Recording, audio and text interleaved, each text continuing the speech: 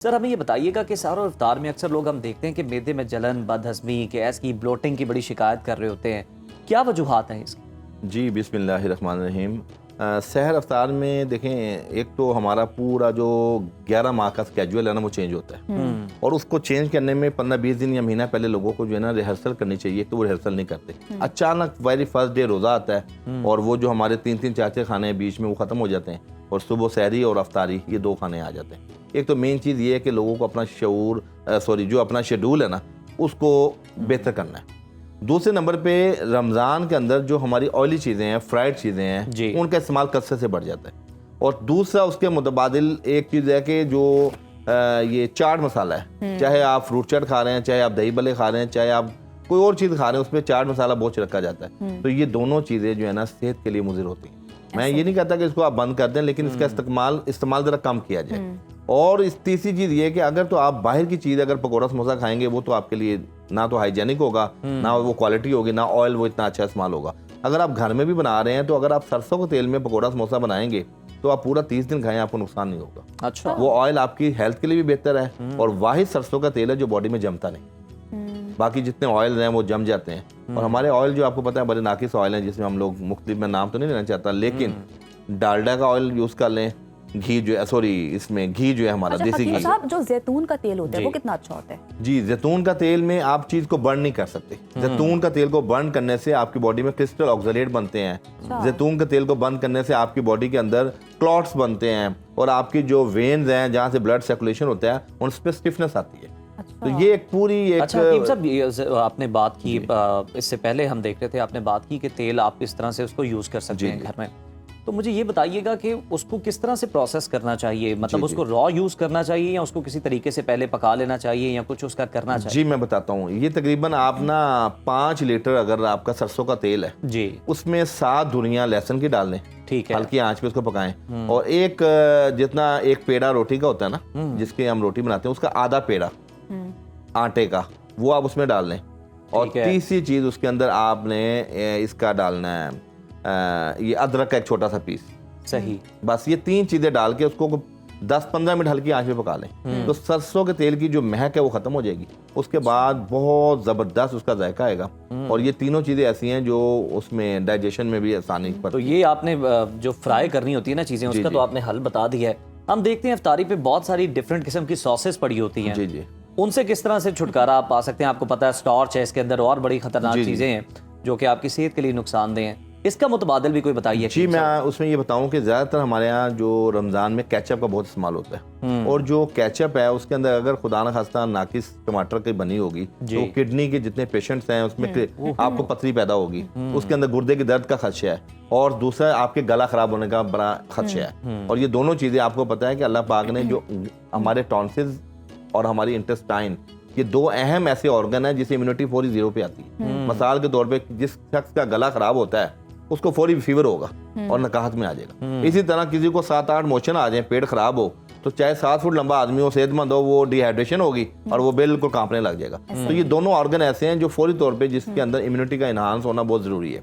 सही, आपने आपने पूछा कि जी इससे हम इसका मुतबादिल क्या है। हमारे पास बेहतरीन चीज है पुदीने की चटनी। क्या बात? हम लोगों को ये कहते हैं कि जी आप घरों के अंदर पुदीना, अनारदाना, जीरा सफेद, अजवाइन, कलौंजी और नमक हस्बे जायका इसकी, और उसमें अदरक भी डालना है, अदरक लहसुन भी। अच्छा। आप यकीन कीजिए ये चटनी के साथ आप पकौड़े समोसे भी खाएंगे ना, या आप कोई ऑयली चीज खाएंगे तो अल्हम्दुलिल्लाह वो आपको नुकसान नहीं देगी, बल्कि जल्दी डाइजेस्ट होगी। जी एब्सोल्युटली, उसमें आप पुदीने की चटनी बना लें और 2-3 चम्मच दही में उसमें 1 चम्मच मिला के वो आप उस तरह भी खा सकते हैं, डायरेक्ट पुदीने की चटनी भी खा सकते हैं। बल्कि मैं ये कहता हूँ कि ये चटनी कोलेस्ट्रॉल के लिए, अच्छा, फैटी लीवर के लिए, फैटी लीवर के लिए, एब्सोल्युटली फैटी लीवर के लिए बेहतरीन चीज है और यूरिक एसिड में भी बड़ी फायदा देती है। यानी मैं फिर बताऊं कि पुदीना के पत्ते ले लें, पुदीने के 2 गठरी ले लें, आध पाव अदरक ले लें, थोड़ा सा लहसुन ले लें और जीरा सफेद, अजवाइन और कलौंजी इसमें थोड़ी डाल लें और नमक जो है हस्बे जायका या हस्बे ज़रूर डाल लें। हकीम साहब, ऐसा होता है कि इफ्तारी करने के बाद ना हम काफ़ी सुस्त हो जाते हैं, क़ुनूत की तारी हो जाती है, उसके बाद तरावियाँ पढ़ने का भी दिल नहीं कर रहा होता और बड़ी मुश्किल से उठ के नमाज पढ़ी जाती है। जी जी, क्या किया जाए कि ग़नूदगी ना हो? अच्छा, इसका भी मैं एक बड़ा बेहतरीन चीज़ आज तो चाय में हल तलाश कर रहे हैं आज। नहीं, चाय हल नहीं है। देखें मैं आपको बताऊं, चाय पीने से बल्कि और जो है ना मैदा भारी बोझ होता है। एब्सोल्युटली।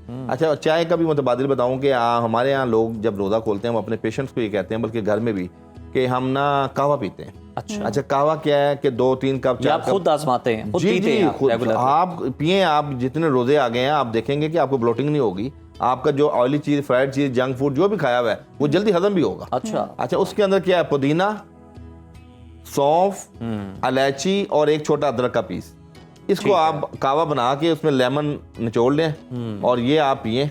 1 कप पी लें, 2 कप पी लें। जो लोग कहते हैं कि जी हम रोजा खोलते ही सुस्ती होती है या हमें नींद आती है, बहुत गनूदगी होती है, हम तरावी, ये सवाल भी आ रहा होगा कि इनकी कितनी क्वांटिटी, जरा ये भी क्विकली बता दीजिएगा। क्वांटिटी ये है कि 2 कप पानी लेके उसमें 10 पत्ते पुदीना के ले लें और सौंफ जो है ना 1/4 चम्मच ले लें और इलायची के 2 अदद जो है ना, छोटी इलायची के 2 अदद ले लें और एक छोटा सा टुकड़ा आधी इंच के बराबर जो है ना अदरक का ले लें। बस ये आप इसको ना 3-4 मिनट पका लें और उसके बाद उतारने के बाद शक्कर डाल लें या बगैर उसके शक्कर के ले लें। तो चीनी नहीं डालनी, क्योंकि चीनी भी आपको सुस्ती पैदा करती है। अच्छा, ये आपने चीनी की बात की तो हकीम साहब, हमारी यही कोशिश है कि लोगों को ये जो जितनी नुकसानदेह चीज़ें हैं ना, इनसे निकाल कर जो सेहतमंद, जो उनके लिए फ़ायदेमंद चीज़ें हैं वो बताई जाएं। तो चीनी की आपने बात की, हम देखते हैं मीठे मशरूबात के बिना तो जनाब इफ्तारी होती नहीं है मुकम्मल। लोग तो इफ्तार होते ही मीठे मशरूबात को जनाब बहुत ज़्यादा कंज्यूम कर रहे होते हैं, बहुत ज़्यादा पी रहे होते हैं। उसके मुतबादिल क्या है हमारे पास और उसकी जगह क्या लेना चाहिए लोगों को? अच्छा, ये आपने एक और बड़ी प्यारी बात कर दी। हमने लोगों को ना हर चीज़ का हल दिया है। कुछ चीज़ें ऐसी हैं जिससे हम निकल नहीं सकते। हम खाली मसले नहीं बता रहे, हल भी बता रहे हैं। अच्छा, उसके अंदर ये देखें, आपने कोई भी मशरूब घर में तैयार करना है ना जी, तो खवातीन को चाहिए कि एक जग के अंदर अगर आप बच्चों के लिए जामे शीरी है या कोई शरबत बादाम है या कोई भी मशरूब है, वो अगर तैयार करते हैं ना तो उस पूरे जग में 2 टेबल स्पून जो है वो जीरा सफेद डाल दें। जीरा सफेद, उसका टेस्ट तो नहीं उससे चेंज कुछ भी नहीं होगा। जीरा सफेद को डाल के आप 2-3 घंटे जग को ऐसे रहने दें, उसमें भिगोए रहने दें और अफ्तारी के टाइम आप उस जीरा सफेद वाले में शरबत बना लें। बिल्कुल ठीक है। आप इमेजिन करें, वो जो चीनी है, जीरा सफेद एंटी इन्फ्लेमेटरी प्रॉपर्टीज रखता है और फैट्स को भी ठीक करता है। चीनी की जो साइड इफेक्ट है उसको कंपनसेट करते हैं और डायरेटिक होगा। और मजे की बात आपको बताऊं, जीरा उसके अंदर रहने देना, आपने छानना नहीं, उसको छान के बाद में आप शरबत ले लेना। ठीक है, तो वो आप छान के बच्चों को दें, जिगर की भी सलाह होगी। और ये जो तली हुई चीजें खाने से हमारे अंदर एक तलखी आती है और हमारे पानी की कमी, डिहाइड्रेशन, मिसाल के तौर पे सादा 5 गिलास पानी पियेंगे ना तो ये अगर आप 1-2 गिलास शरबत पी लेंगे ना तो उसके बराबर है।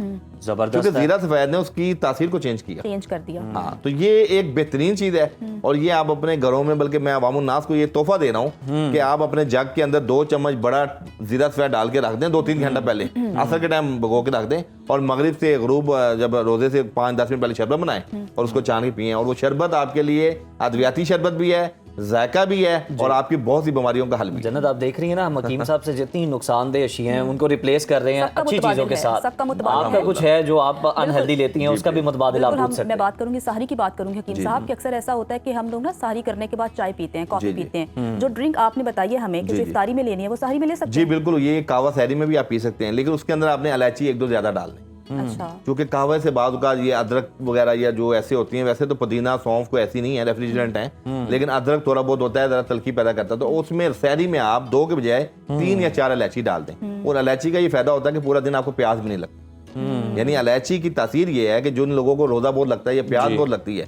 वो वैसे भी सहरी के टाइम 2 या 3 इलायचियां चबा लेंगे या लस्सी पीते हैं तो उसके अंदर आप ग्राइंड करके इलायचियां ले लेंगे तो आपको ज्यादा प्यास भी नहीं लगती। तो सहरी में खाएं क्या?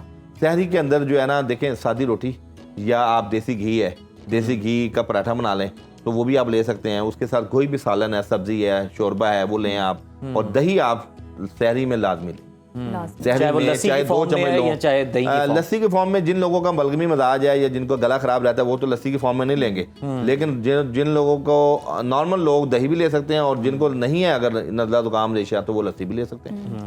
बिल्कुल ठीक है, बहुत शुक्रिया आपका हकीम अताउर रहमान साहब हमारे साथ मौजूद थे जी।